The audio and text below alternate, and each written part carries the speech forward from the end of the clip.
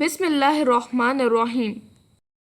مدینہ منورہ سے حج کی غرض سے روانگی کے موقع پر حضور صلی اللہ علیہ وآلہ وسلم کی قیادت میں 1,24,000 جانثاروں کا قافلہ مکہ اور منی سے ہوتا ہوا میدان عرفات جا پہنچا۔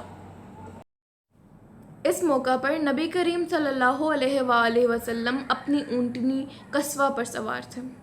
جبل رحمت پر پہنچ کر حضور صلی اللہ علیہ وآلہ وسلم نے ایک تاریخی خطبہ ارشاد فرمایا۔ اسے خطبہ حجۃ الوداع کہتے ہیں۔ یہ خطبہ امت مسلمہ کے لیے قیامت تک رہنمائے زندگی ہے۔ یہ خطبہ زندگی کے ہر موڑ پر مسلمانوں کی رہنمائی کرتا ہے۔ اس خطبے میں نبی کریم صلی اللہ علیہ وآلہ وسلم نے ارشاد فرمایا، لوگو سن لو، جاہلیت کے تمام دستور ختم کر دیے گئے ہیں۔ دنیا کے تمام انسان برابر ہیں۔ کسی کو کسی پر برتری حاصل نہیں مگر تقویٰ کی بنا پر۔ تم سب آدم کی اولاد ہو۔ جاہلیت کے تمام سود باطل کر دیے گئے ہیں اور میں سب سے پہلے اپنے چچا حضرت عباس رضی اللہ تعالی عنہ کا سود باطل کرتا ہوں۔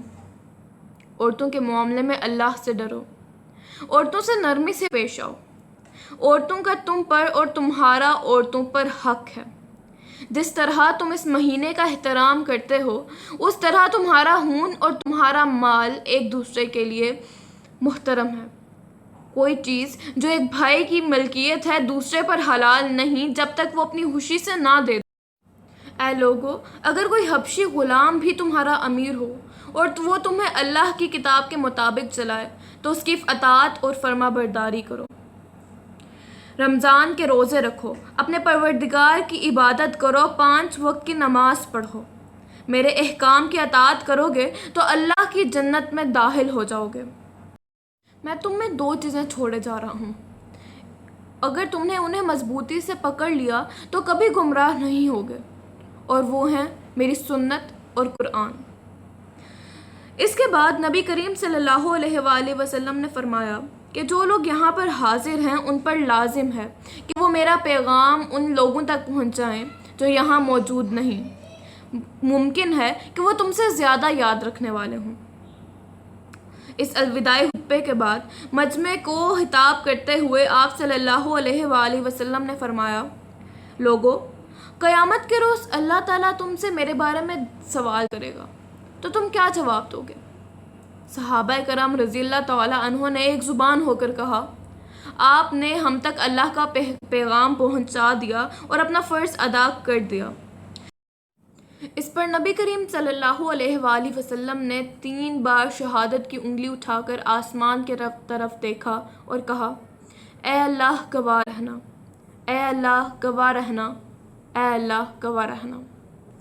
اس وقت قرآن پاک کی ایک آیت نازل ہوئی، آج کے دن میں نے تمہارا دین مکمل کر دیا، تم پر اپنی نعمت پوری کر دی اور تمہارے لیے دین اسلام کو پسند کیا۔